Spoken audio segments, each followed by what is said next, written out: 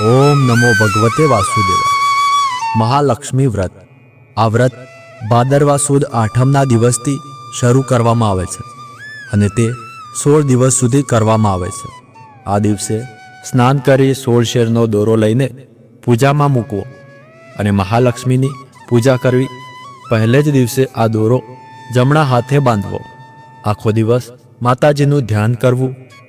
16 દિવસ સુધી એકટાણા કરવા અને 17મા દિવસે દોરો પવિત્ર જળમાં પધરાવી દેવો. માતાજીના નિવેદમાં ગળી વસ્તુ બનાવી પારણા કરવા. આ વ્રત સૌભાગ્યવતી સ્ત્રીઓ પોતાના પતિના લાંબા આયુષ્ય માટે અને ધન ધાન્યથી ઘર સમૃદ્ધ બને તે આશયથી કરે છે. તો આ હતી મહાલક્ષ્મી માના વ્રતની વિધિ. તો હવે આપણે સાંભળીશું મહાલક્ષ્મી વ્રતની કથા. કથા શરૂ કરતા પહેલાં વિડીયોને એક લાઈક કરી કોમેન્ટમાં જય મા લક્ષ્મી લખી લેજો, જેથી માતા લક્ષ્મીની કૃપા હંમેશા તમારા ઘર ઉપર, તમારા સંતાનો ઉપર બની રહે. તો ચાલો આજે સુંદર પૌરાણિક કથાનું શ્રવણ કરીએ. ઘણા વર્ષો પહેલાંની વાત છે. કંડિતપુર નામના નગરમાં ભરત નામનો એક શક્તિશાળી રાજા થઈ ગયો. એ દયાળુ તેમજ પ્રજા માટે કલ્યાણકારી હતો. તેની પત્નીનું નામ પુષ્પાવતી હતું. તે આમ તો ધાર્મિક હતા, પણ તેનામાં ઈર્ષા ઘણી હતી. એક દિવસ રાજા શિકાર અર્થે જંગલમાં ગયો. ઘણું રખડ્યા પછી પણ એને શિકાર મળ્યો નહીં. રખડીને રાજાને થાક પણ લાગ્યો હતો અને એને તરસ પણ લાગી હતી. તેથી રાજા એક ઝાડના છાંયે આરામ કરવા બેઠો અને એ વખતે એની નજર એક શીતળ જળથી ભરેલા સરોવર ઉપર પડી.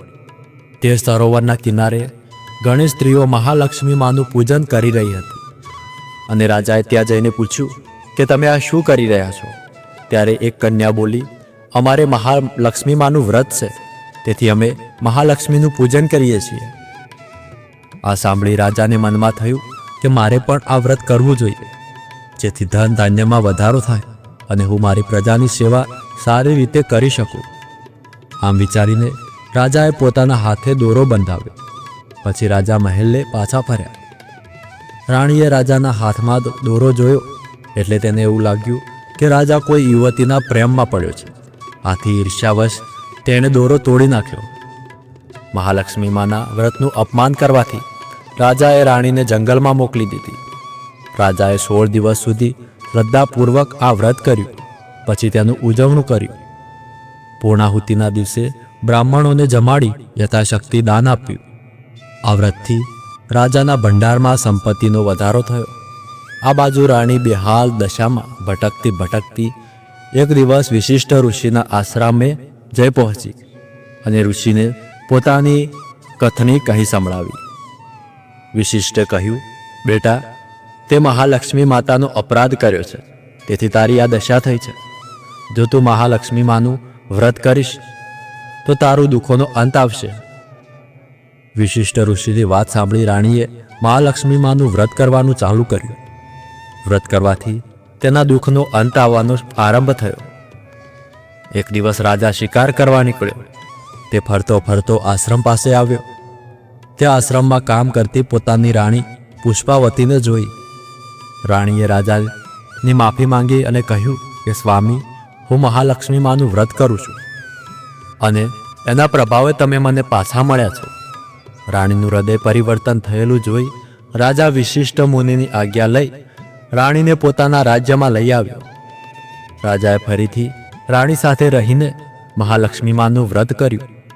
આ વ્રતથી તે પૃથ્વી ઉપર ચક્રવર્તી રાજા બન્યો અને જગતના મહાન ઐશ્વર્યનો ઉપભોક્તા બન્યો અને મૃત્યુ પછી રાજા રાણી વૈકુંઠ વાસ પામે. આ વ્રત શ્રદ્ધાપૂર્વક કરવામાં આવે તો માતાજીની કૃપા વધે છે અને જીવનમાંથી આર્થિક સંકટોનો નાશ થાય છે. તેમજ ઘરમાં ધન ધાન્યની કમી રહેતી નથી. પતિનું, સંતાનોનું આયુષ્ય લાંબુ થાય છે.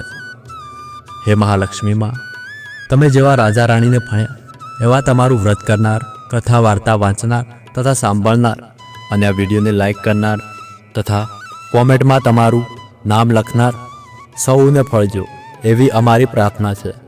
તો મિત્રો, આ હતી મહાલક્ષ્મી માની વ્રતકથા, જે ભાદરવા સુદ આઠમથી લઈને 16 દિવસ સુધી કરવામાં આવે છે. તમને આશા છે કે તમે પણ આ વ્રત કરતા હશો. તો આ વિડીયોને એક લાઈક કરી કોમેન્ટમાં જય મહાલક્ષ્મીમાં અવશ્ય લખી લેજો.